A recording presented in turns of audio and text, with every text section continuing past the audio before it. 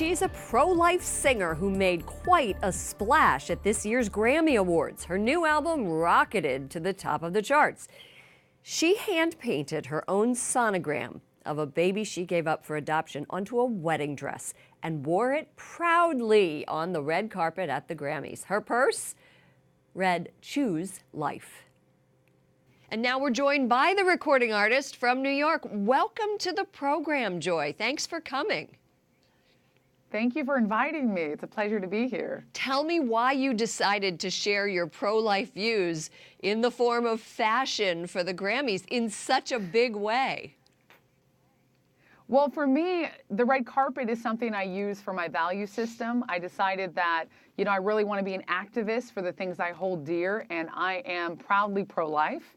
I am a woman who is not ashamed to talk about that. I've had a personal experience with it, and I really wanted to share love and choosing life over death, and I think it needs to be talked about a lot more. What do you say to critics who say you just wanted publicity because you're a singer?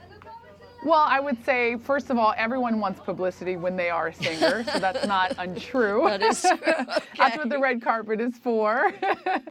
But I'd like to use the publicity for something positive, which is why I chose a positive message this time at the Grammys. I wanted to showcase love. I chose a personal message.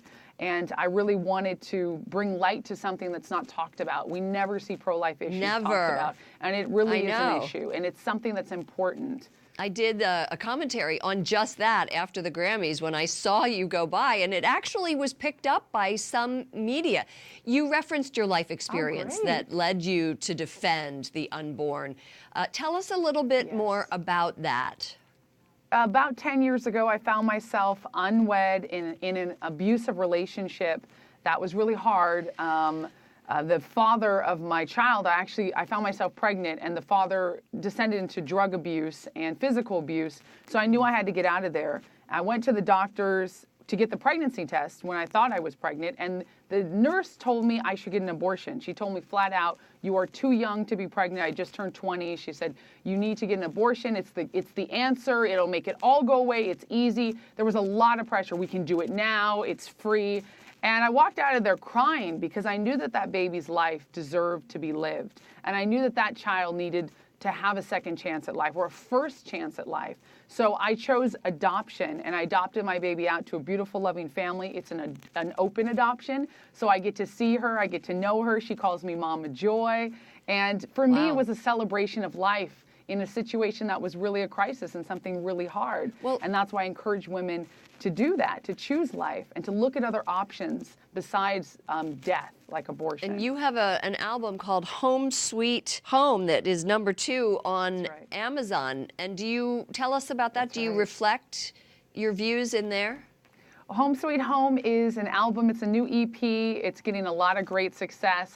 It reflects my American values because America is my home sweet home. I've traveled 35 countries. I love being here. I love the rights, the freedoms we have, and to voice our opinions, to voice our views. And so it's really a celebration of that. And you'll see a lot of my political stance, but also my personal stance. Because truly being pro-life is a personal issue. I don't think it should be political. I think it should be looked at as something very personal and something done in love and not in judgment. You're a political conservative and a big supporter of President Trump. You wore a Make America Great Again dress at last year's Grammy. What kind of reaction do you get in the music industry to your views? Well, I get a lot of hate. I'll be honest with you. If I didn't say that, I'd be disingenuous. But I get a lot of negativity. It becomes kind of hard to read comments sometimes online. I get people who say really nasty things even to my face. I get death threats.